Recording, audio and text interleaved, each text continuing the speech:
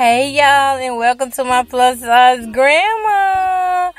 Y'all, I promise you, I just took the best nap ever out here in the car. And I'm in the car because I was actually out here talking with my sister, and we always park side by side. And we have car talk. Excuse me, still got the cough. Oh, I'll be glad when it goes. It's just lingering. But, I fell asleep out here listening to the podcast I did for iHeartRadio and Spotify in the Keep Advancement show for empowerment for women. And tonight, I just asked God to use me however He wanted to use me in teaching that class. And we're only doing it for an hour now, an hour one time out the week. Which is good because it still helps, serve a purpose and helps the women and stuff and the men. And tonight we were talking about the power and influence of words. And I got to talking about the relationships. And when I got to the relationships, I was like, I didn't know what was going to come out my mouth, but it came out. And then I was talking about how sometimes God can deliver us from a relationship, but yet and still we keep complaining and mumbling. We keep nagging at the relationship, nagging at the old relationship that God has really delivered us already out of. And we keep nagging at small things and, trying to compare them to where we want to go and stuff. And I was like, wow. I had never realized it like that before, But yeah, and knowing the difference between a testimony and just nagging at an old problem that God has already fixed. And it just really blessed my heart tonight to realize that even I saw something in me that I could use in that class, because I had not realized that I guess I was kind of nagging at that relationship. And it's always the one that you really want to work out, the relationship that you really want to work out, and it doesn't work out. So you continue to nag and pick at it, hoping that I'm going to bed early, I promise. It's always the relationship that you keep nagging at, hoping that it will work out, or hoping that that guy or woman will see you for who you are, but they never do.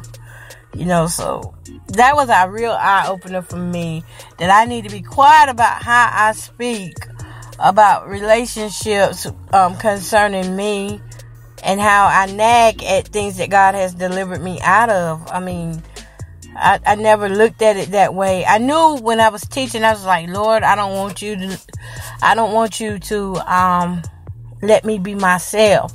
I was like, just use me in this hour to deliver what I need to deliver, and let it be for me as well. And that was for me. That was for me tonight, that I was acting like an Israelite that was delivered, but yet complaining and mumbling.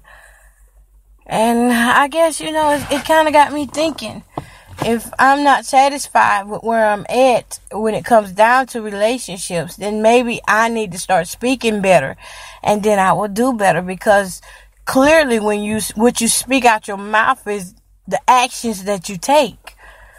It's the actions that you take, because once it goes in that ear, it enters that heart, and then next thing you know, that's the words that you act on. So I don't want to be speaking anything negative about anybody. I did wish that relationship would have worked out, because to me, the guy was really cool. I mean, he was really good as far as how he treated me, until it would get down the time to go out and stuff, and then he pulled back on the dates and stuff. But I guess, it's just one of them things where you have to just really realize your worth, and know that God does have somebody better out here for us, and that we're not alone. Just because we're grandparents, we're not alone, okay, grandparents? And, at any age, God can bless us with the love of our life. And we just have to really believe that and stop lacking faith in that area. Because it's not good to have faith in some areas of your life, and then in the other areas of your life, it's like, well, so, you don't want to get to that point. It's raining here in Candor, North Carolina. Lord, we don't need that rain like we did before. But yeah, that was a pretty good class and an eye-opener for me. And so now it's got me thinking that I need to rewrite some of my visions and add some new ones to it. I mean, it seems like last year when I first started doing the vision board, it was like I wrote everything out and I just was always adding to it and seeing things come to pass. But this year here, I have wrote things out that I had to go back and revise. It was like, wow. I had to go back and revise a whole lot this year. And I guess because it was so many situations coming up, and then, you have to deal with your different mindsets and stuff. And I had to keep rewriting. Because every time I turned around, I was learning something new about me. So I guess it is what it is. And another thing, words have the power to hurt. And they do. They really do. They have the power to hurt you or build you up, tear you down. Words do have power. And I would not want to use words over my life, speaking about my life, that would tear me down. I would not want to be in agreement with the enemy, with the devil that says that, you're not going to be nothing or you're not going to have anybody in your life. I wouldn't want to speak words out there in agreement with any situation or circumstance that I'm going through that's going to be negative, because once you put that negativity out there in the air, that's what you're going to reap, the fruits of your lips. What your lip like? What your lip like? So it left me with the question, what is my lips like? And our homework assignment was to write down all the things that we're greedy about and the things that we complain about. What we complain about the most. Well, I complain mostly about my house and when I got to calling out the seasons, are you still in the same complaining season that you was in January, February, and it was winter, spring, and summer. Are you going into the fall season still complaining about those seasons, about things that have happened? I was like, oh God, I don't need to go in another season. So I'm hoping and I'm praying that I'm going to write something out good to carry me on out of 2018 that's going to help make 2018 even better than what it's been. That's going to bring even more healing and prosperity than it's ever brought before.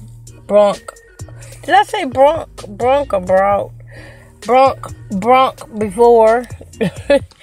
And instead of complaining about what the guy didn't do, and just really, because I don't know if he listens to my show or not, but he would know I was talking about him. He would definitely know. So instead of getting in that complaining mode, I'm just gonna start speaking better. I'm gonna start speaking better. Sometimes we just need our mouths washed out. Oh yeah, I got to talk to my son today. Yes, I did.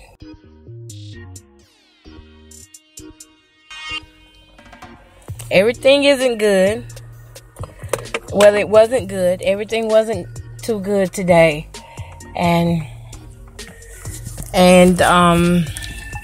But I know it's going to get better. I know it's going to get better for him and my relationship. Because since this thing has happened, our relationship has really falling apart. I never thought ever in a million years would my relationship ever fall apart with any of my children. But I'm seeing now the devil don't care how close you are. If he wants to drive a wedge between you, he will if you let him. So despite how bad it looks, hey boo, oh my little boo boo texting. Despite how bad it looks, I'm just gonna always believe God that we will get back together.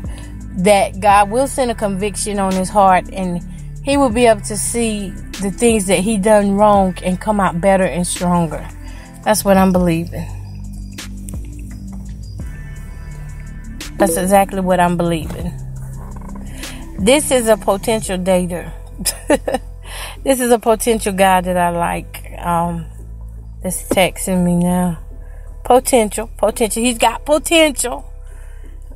I'm not gonna say nothing bad. I'm not gonna say nothing bad. But yeah, hopefully me and my son's relationship will, get back. It will be greater than what it was before.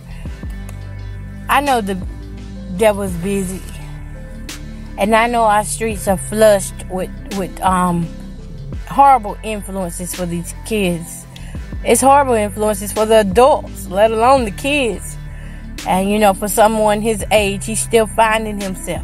And I have to believe God that this is his time to find who he really is.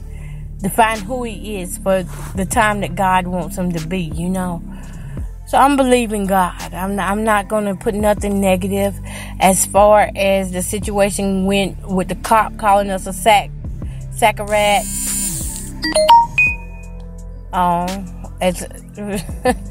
We pick a fine time to start texting, didn't we? As far as situation went about the officer calling us a sack of rats on acid. I don't know what that man is going through, but I know he's going through something, because that's not the first time, that he just really talked off the wall. He doesn't have any self-control about himself, for one thing. But I'm glad that I talked with the people that I did talk to, because they understood, and I could hear in their voice that they understood where I was coming from as a mother, and that gave me peace of mind and comfort to say that, I'm just going to wait it out and let them handle it. Let them handle it the best way that they know how to handle it, because I know that I'm going to be fine.